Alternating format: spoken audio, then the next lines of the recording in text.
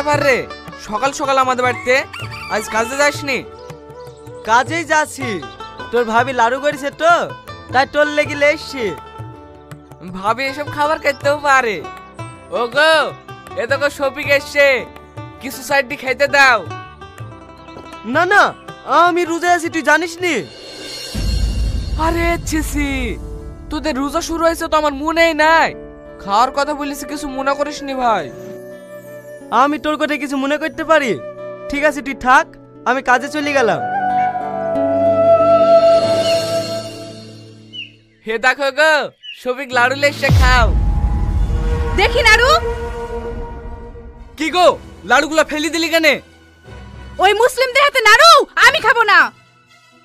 তাই বলে তুমি ফেলি দিবা? ওদের বাড়ি থেকে ছোটবেলা থেকে খাই আমি মানুষ, তুমি না খাইলে না আমি খাবো।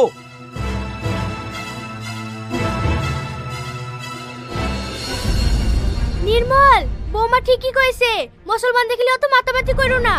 বন্ধু আছে, রাস্তা আছে, বাড়িতে এসে সব অসুধ করো না। এখন আমারে সারা বাড়ি গঙ্গা জল ছিটাতে হইব। মা, এইসব আবল তবল কথা বললো না তো। আমাদের একটাই ধর্ম, আমরা মানুষ, সবাই একসঙ্গে মিলেমিশে চলবো। বাবা, আমার জন্য কইছি না, সমাজের দিকে তাকে দেখ, ওরা কি কইছে। কে কি বললো ও আমি দেখবো না। শফিক আমার বন্ধু, বন্ধুই থাকবে।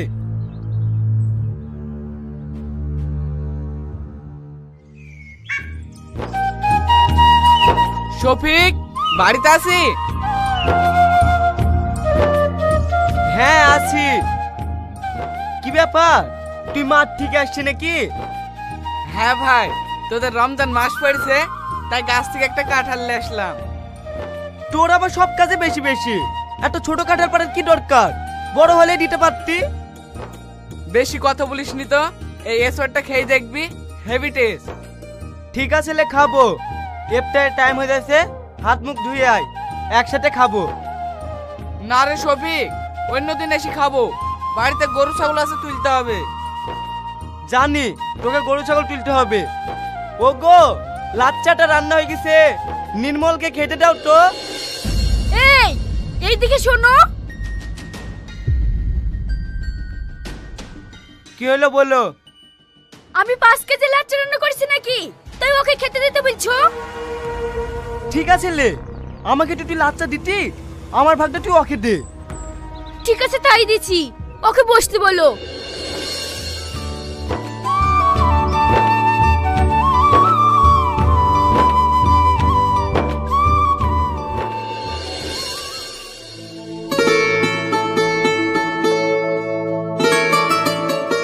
এটা খেইলে। সত্যি কথা বলতে আমার খুব খারাপ লাগছে। তুই রোজার মানুষ, তোর সামনে খাবো কি করি? আরে আমি অর্ডার দিছি, তুই খাতো।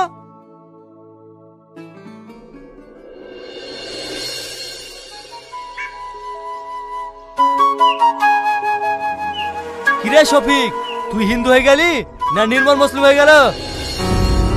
এ কোটা কেন বলছেন মোড়ল সাহেব? বলবো না, তোদের যা চলন বলন, তুই যাচ্ছিস হিন্দু বাড়িতে খেতে, নির্মল আছে তোদের বাড়িতে খেতে, তোদের ব্যাপারটা কি বলতো? মোড়ল সাহেব, ব্যাপার কিছুই না, ও আমার বন্ধু, ও কি আমার বাড়িতে আসতে পারবে না? না যাবে না, আমাদের এই সমাজের একটা নিয়ম আছে, অন্য ধর্মের লোকের সঙ্গে বেশি পীড়িত করা যাবে না। ওকে এক্ষুনি তাড়াতাড়ি বাড়ি যেতে বল। ঠিক আছে মোড়ল সাহেব, শফিককে কিছু বলেন না, আমি বাড়ি থেকে চলে যাচ্ছি। এই কোথায় যাচ্ছি? আগে খাওয়া দাওয়া করি যা। এই শফিক, তুই বেশি বাড়াবাড়ি করিস নি, নাহলে না গ্রাম থেকে ঘাড় ধাক্কা দিয়ে বের করে দেবো। না না মোড়ল সাহেব, ওকে বের করবেন না, আমি এক্ষুনি চলে যাচ্ছি। এই চল।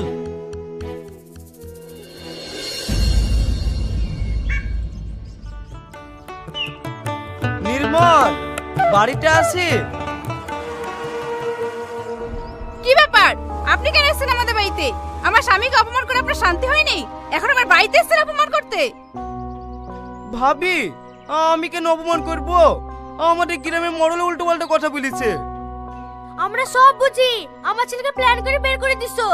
তাড়াতাড়ি বাড়ি থেকে বেরিয়ে যাও, নাহলে ঘাট ধাক্কা দিয়ে বের করে দেবো। মা, তুমি কাকে ঘাট ধাক্কা দিয়ে বের করে দেবো বলছো? ওখানে অপমান করবে, অপমান করেছে ওর গ্রামের লোক। দেখো গা, গ্রামে কান পাতার জো নাই, সবাই তোমার বন্ধুর নামই করছে। কে কি বলছে ও দেখে আমার লাভ নাই, আমাদের বন্ধুত্ব সারা জীবন থাকবে। এই শফিক, ভেতরে আয়।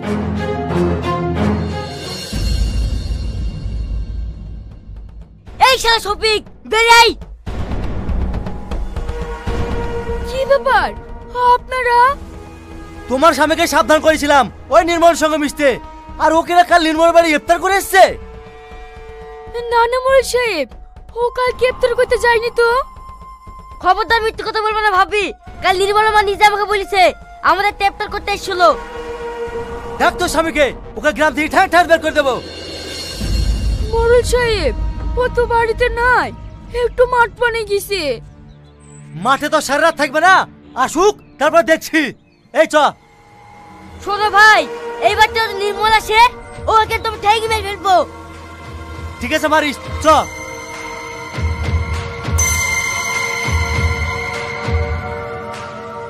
ওগো, মোল সাহেব কি বললো? তোমার কি লজ্জা লাগে না? আমি তোমাকে বারবার বারণ করি ওদের বাড়িতে যাইও না, যাইও না। আমার কথা তো শুনবা না। এখন সব গ্রামের লোক খেপে গেছে। তুমি তাড়াতাড়ি বাড়ি থেকে পালিয়ে যাও, না তোমার ঠেঙে মেরে ফেলবে। এই বিশু নির্মল করছিল, ও ওর নামে কি বললো? নির্মল যদি আমাদের বাড়িতে আসে, ওকেও ঠেঙে মেরে ফেলবে। আমি নির্মলে ক্ষতি হতে দেবো না।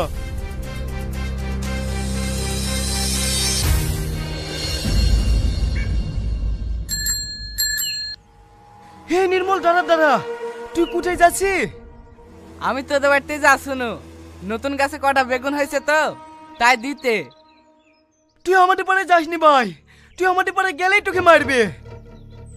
আমি আবার কি অন্যায় করনো তাই আমাকে মারবে? শুধু তোকে না রে, আমাকে শুধু মারবে। আমাকে পাগলের মতন ওরা খুঁজে বেড়াচ্ছে। তোর কোনো ভয় নাই, তুই আমাদের বাড়িতে চ, কে কি করে দেখছি।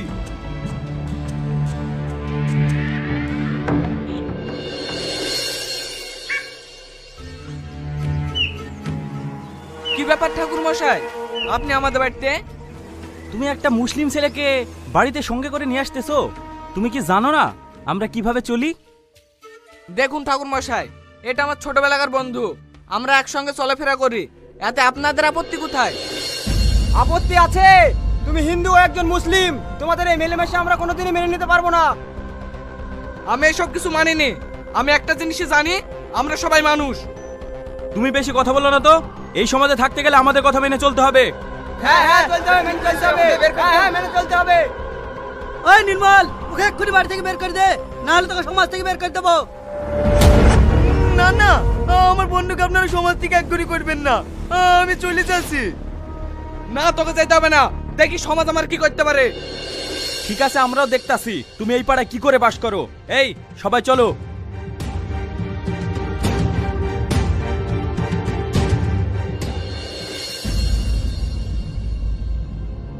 এই এখানে বসে কি করছি?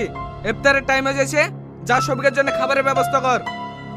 তোমাকে এখনো বলছি, তোমার এই মুসলিম বন্ধুর জন্য সমাজ ত্যাগ করো না, পরে কিন্তু তুমি অনেক বিপদে পড়বে। বন্ধুর জন্য মরতেও রাজি আছি, তুই বেশি কথা বলিসনি, তোকে যা বলেছি তাই কর। আমিও দেখছি তোদের এই বন্ধুত্ব কিভাবে টেকে।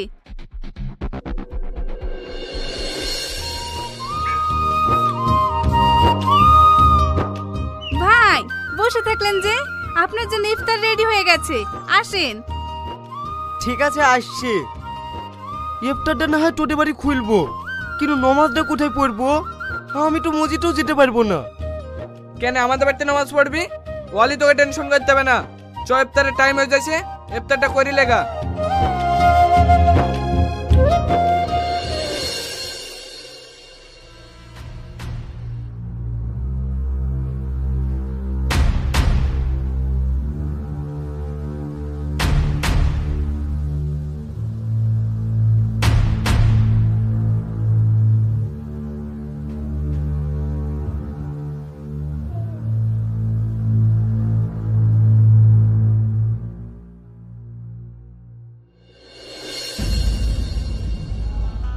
ভাই আপনার জন্য লেবু দিয়ে শরবত করে নিয়ে এসেছি, খেয়ে নিন।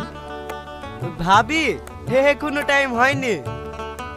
টাইম হয়নি তো কি হয়েছে, শরবতটা হাতে ধরে রাখেন, নয়তো পড়ে যেতে পারে। এই পড়বে না, তুই যা তো।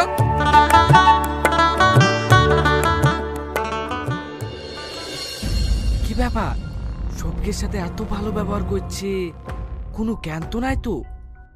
ইফতারের টাইম হয়ে গেছে, আপনারা ইফতার করুন। বিসমিল্লাহ। এই দাঁড়া, এই শরবতটা তুই খা, আর তোর শরবতটা আমাকে দে। কেনে রে? আরে দে তো।